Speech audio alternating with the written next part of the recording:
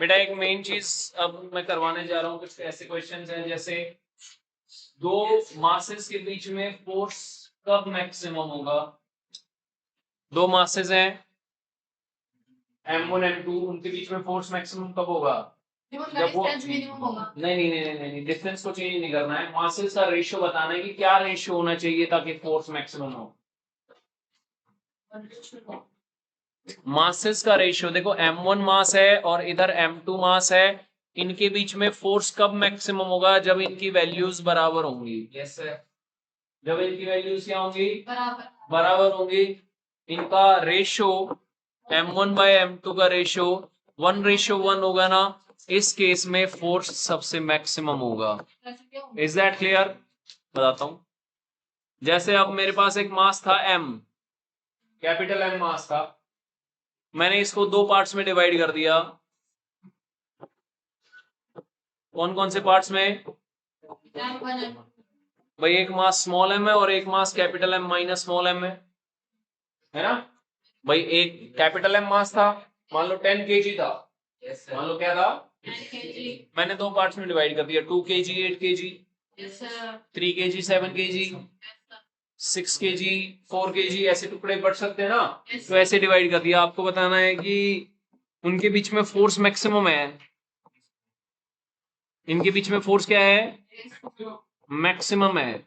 तो आप capital small m by capital M का रेशियो बताएं। Small m by capital M का रेशियो बताएं। 1:? No, small m by capital M का रेशियो। यस, 1:1। तो देखा, कुछ भी ऐसा क्वेश्चन बन सकता है, लेकिन कंफ्यूज मत होना, ये दोनों पार्ट्स बराबर होने चाहिए, ये वाला पार्ट और ये वाला पार्ट बराबर होना चाहिए, समझ गए? तब जाके फोर्स मैक्सिमम आता है। अब फोर्स मैक्सिमम क्यों होगा, देखिए कि सेम में फोर्स मैक्सिमम क्यों होता है, क्योंकि प्रोडक्ट हो रहा है बेटा यहाँ पे। जैसे अगर मैं 10 kg के दो पार्ट्स कर देता हूं, जैसे 8 और 2, पहले शुरुआत से शुरू करते हैं। 9 और 1, 8 और 2, 7 और 3, 6 और 4, 5 5 4 6, ऐसे ही अब बदल जाएंगे ना।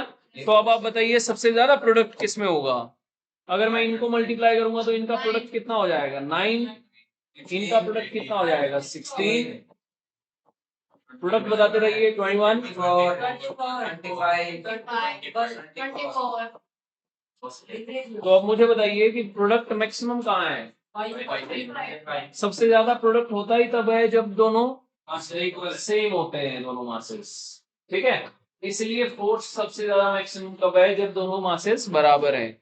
दूसरा इसका तरीका ये है कि हमारे पास फोर्स थी G small m capital M minus small m, M1 M2 by में R²। अब आप यहाँ पे dF बाय dm की वैल्यू निकालो और उसको 0 के बराबर पुट कर दो, अगर आपको फोर्स मैक्सिमम चाहिए तो। मैक्सिमम मिनिमा बेटा आता है ना आप लोगों को, मैक्सिमम मिनिमा यानी फोर्स निकालो और उसकी वैल्यू को 0 के साथ इक्वेट कर दो और देखो स्मॉल m आप निकालना की वैल्यू कितनी आ रही है। क्या डिफरेंशिएशन निकल गई बेटा। देखो dF बाय dm क्या हो जाएगा इसका, G बाय R² तो कांस्टेंट है। yes, अंदर वाली term small m capital M का डिफरेंशिएशन क्या हो जाएगा, कैपिटल M, है ना। बेटा देखो स्मॉल m अंदर मल्टीप्लाई कर देंगे हम, small m capital M minus small m²। इसकी मेरे को डिफरेंशिएशन बता दो m के रिस्पेक्ट में। हाँ m के रिस्पेक्ट में, m के रिस्पेक्ट में ही तो डिफरेंशिएशन कर रहा है। हाँ कैपिटल M माइनस 2m। मास तो कांस्टेंट है, उसकी क्यों करें? कौन सा मास कांस्टेंट? मास दोनों मास कांस्टेंट है। कैसे है दोनों मास कांस्टेंट, बताना मुझे। फिर यहाँ एक बार 9 लिया, एक बार 8 लिया, एक बार 7 लिया, एक बार 6 लिया, ऐसा क्यों चेंज क्यों कर रहे हो? फिर कांस्टेंट है तो फिक्स रखो उसको। तो मास आपने बताया था कांस्टेंट।